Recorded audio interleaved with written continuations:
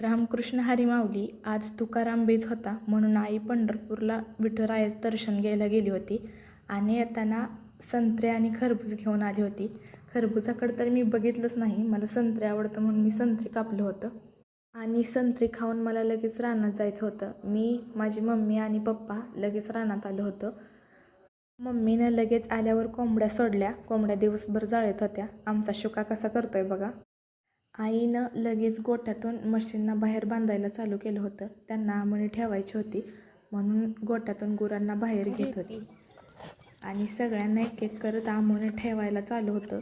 मी motor चालू केली की असं फ्रेश आणि थंडगार पाणी चालू होतं यायला. आणि माझा पप्पा वैरण घेऊन येत होता बघा. मका तोडून घेऊन यायला लागल्या तर वैरण कुटी करून त्यांना टाकायची होती आणि आईने कोंबड्यांना तांदूळ टाकलं होतं. कोंबड्या कशा तांदूळ खातात बघा. आणि परत आई शेळ्यांच्या पिल्ल्यांना गहूभुशी भिजवून चारत होती आणि पप्पा लगेच वैरण कुटी करायला लागलं होतं कारण त्यांना लगेच टाकायचं होतं गुरांना. आम्हाला रानात यायला उशीर झाला होता त्याच्यामुळं गुरांना दिवसभर काहीच नव्हतं. सकाळी टाकलं होतं तेवढंच होतं. थंड पाण्याची कुंडी भरून ठेवली होती. कोंबड्या कशा पाणी प्यायला लागलेत बघा. खूप थंड पाणी होतं. मोटर चालू केली होती आणि आमच्या शुकाला मी वैरण टाकली होती. मका कवळे आणून टाकलेली कसं खाताय बघा. शुकाच्या आईला पण आंबवून ठेवलं होतं आणि परत मी शेळ्यांना गहू ठेवत होते. शुकाची आई म्हणजे मी तिला वृंदा म्हणते, तिचं नाव मी वृंदा ठेवलं आहे. तिनं सगळं आंबवून खाल्लं नव्हतं म्हणून मी म्हशीच्या पिल्ल्याला रेडीला आंबवून नेऊन ठेवलं. वैरण कुटी करून पप्पा गुरांना कुटी टाकत होतं आणि मी गहू ठेवलेल्या शेळ्यांना कोंबड्या पण खात होत्या. पप्पा एक एक करत सगळ्या म्हशींना गाईंना कुटी टाकायला लागलेत. आणि हे आम्ही भुईमुग लावलं होतं बघा. एवढं भुईमुग उगवून आलंय. गवत पण आलंय भुईमुगात, ते पण काढून घ्यायचं आहे आता. भुईमुगाला पाणी दिल्यामुळं गवत जास्त वापलंय. आणि हे छोट्या झाडाचे नारळ आहेत. नारळ एवढं मोठं दिसतात पण आतून त्याला कसलंच खोबरं झालेलं नाही. सगळं पाणीच आहे त्यात आणि वर छोटं छोटं पण नारळ लागलेत. त्या नारळाच्या झाडाचे नारळ लगेच हाताला येतात त्याच्यामुळं आम्ही त्यातलं पाणी पिऊनच ते नारळ संपवलं होतं. आणि हे आमच्या हुरडा म्हणजे ज्वारीचा हुरडा करतात त्याचं शेत आहे. ह्या सगळ्या रानात आम्ही ज्वारी पेरली आणि त्याला कणसं पण आलेत बघा. सगळीकडं अशी मोठी मोठी कणसं आलेत. कणसाचं आलेलं बी चिमण्या खायला येतं त्याच्यामुळं सारखं लक्ष द्यावं लागतं. चिमण्यांना हाणत बसावं लागतं सारखं. आणि हे बघा सगळीकडं हिरवीगार कणसं आहेत. कुठं कुठं तर खूप मोठी कणसं लागलेत, कुठं कुठं छोटे आहेत. आणि हे बघा कणसामध्ये बी म्हणजे ज्वारी तयार झाली. अजून थोडी निब्बर झाली की ही हुरड्यासाठी कणसं तयार होतात. पूर्ण हुरड्यासाठी अजून तयार झालेले नाहीत. कवळ्या बिया आहेत त्याच्यामध्ये अजून. हे कणसं तयार झालेत का ते मी बघत होते आणि माझ्या आईचा कालवा उठला होता शेळ्यांना गवत काढायला जायचं आहे म्हणून मी परत आमच्या डाळिंबीमध्ये गवत काढायला आले होते. गवत पण काही जास्त नाही, कुठं तर आहे.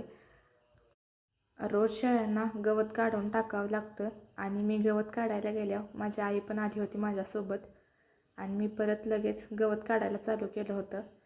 असं थोडं थोडं गवत आहे ते मी काढत होते आणि माझी आई इकडं गवत काढत होती आणि मी दुसरीकडं गवत काढत होते आणि पप्पा आमचं इकडं गुरांचं काम करत होतं आणि मी आणि आई गवत काढायला आलतो. रानाला पाणी दिल्यामुळं गवत हातानं निघत होतं. खुरप्यानं काही काढायची गरज लागत नव्हती.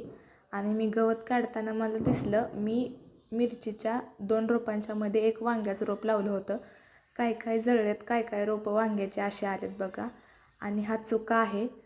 ह्या चुक्याचं बी धरायचे आहेत म्हणजे परत लावता येतील आणि हे बी वाळल्यावर मी ह्याचं दुसरं बी लावण्यासाठी बी तयार करणार आहे. आणि इथं मी लावलेली गवारी पण आहे. गवारीला पाणी दिलं नव्हतं त्याच्यामुळे ती थोडी सुकली होती. कुठं कुठं गवारीच्या शेंगा पण आल्या त्या. छोटीच गवारीची झाडं आहेत तरी पण त्याला गवारी आली होत्या.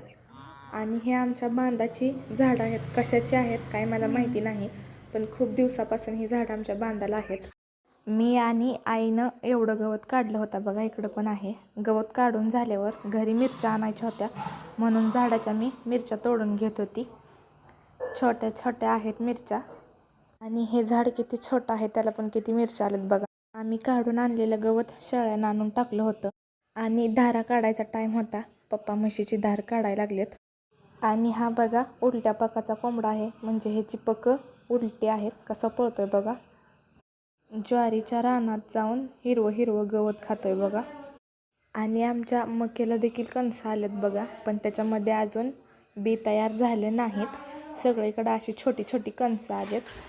आणि पप्पा रोज वैरणीसाठी हीच मका गुरांना घेऊन जातात आणि कुटी करून टाकतात. किती हिरवीगार मका आली बघा. आणि आमच्या शुकाला पण आणून ठेवलं होतं, पण त्याला कोंबड्या काय खाऊच देत नाही त्या बघा. सगळ्या कोंबड्या त्याच्या कडनी फिरतात आमून खायसाठी.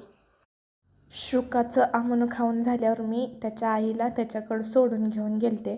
कसं दूध देते ती त्याला बघा. आता शुकाची किती गडबड चालू आहे. आमून सगळं संपवलं आहे त्यानं आता. आणि शुका माझ्या पप्पाचा लय लाडका आहे. सगळं शुकाचं पप्पा बघतात, पण आज त्याच्या आईला त्याच्याकडं मी सोडून घेऊन गेलते. किती गडबड चालू आहे त्याची बघा. आणि परत घरी येताना आईनं माठाची भाजी काढली होती. माठाची भाजी आणि तांदूळशाची भाजी वेगळी असते. आणि परत मी आईला गुरांना पाणी पाजू लागत होते. एक एक करत मी आणि आईने गुरं पाणी पाजले. आणि आता आम्हाला घरी यायचं होतं, त्याच्यामुळं मी पप्पा आई सगळं काम करत होतो आणि परत घरी आलो.